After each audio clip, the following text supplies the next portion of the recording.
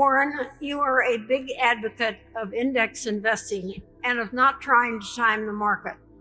But by your having Berkshire hold such a large amount of cash and T-bills, it seems to me you don't practice what you preach. I'm thinking that a good alternative would be for you to invest most of Berkshire's excess cash in a well-diversified index fund until you find an attractive acquisition or buy back stock. Had you done that over the past 15 years, all the time keeping the $20 billion cash cushion you want, I estimate that at the end of 2018, the company's $112 billion balance in cash equivalents, and short-term investments in T-bills would have instead been worth about $155 billion. The difference between the two figures is an opportunity cost equal to more than 12% of Berkshire's current book value. What is your response to what I say? That's a perfectly decent question, and I wouldn't quarrel with the numbers. And I would say that is an alternative, for example, that my successor may wish to employ, because on balance, I would rather own an index fund than carry treasury bills. I would say that if we'd instituted that policy in 2007 or 8, we might have been in a different position in terms of our ability to move late in 2008 or 2009. So it has certain execution problems with hundreds of billions of dollars than it does if you were having a similar policy with $1 billion or $2 billion or something of the sort.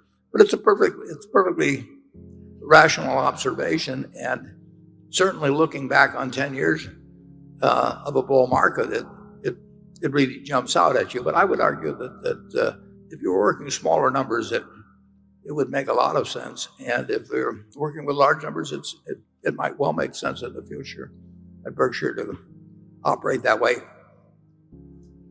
We committed $10 billion a week ago, and there are conditions under which, and they're not remote, they're not likely in any given week or month or year, but there are conditions under which we could spend $100 billion very, very quickly.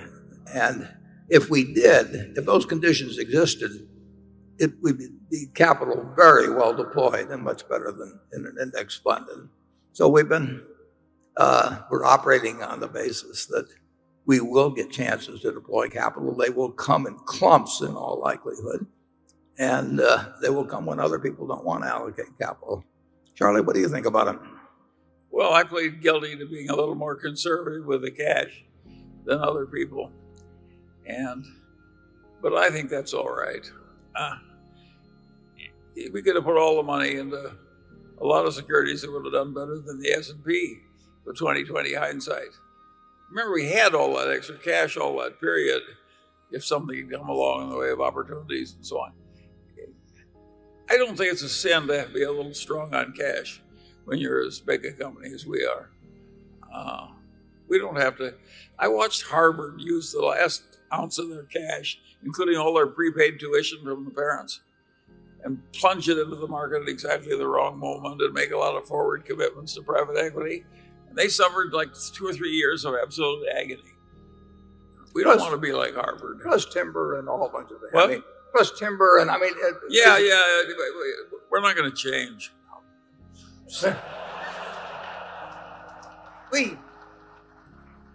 We do like having a lot of money to be able to operate very fast and very big, and we don't. And maybe we won't.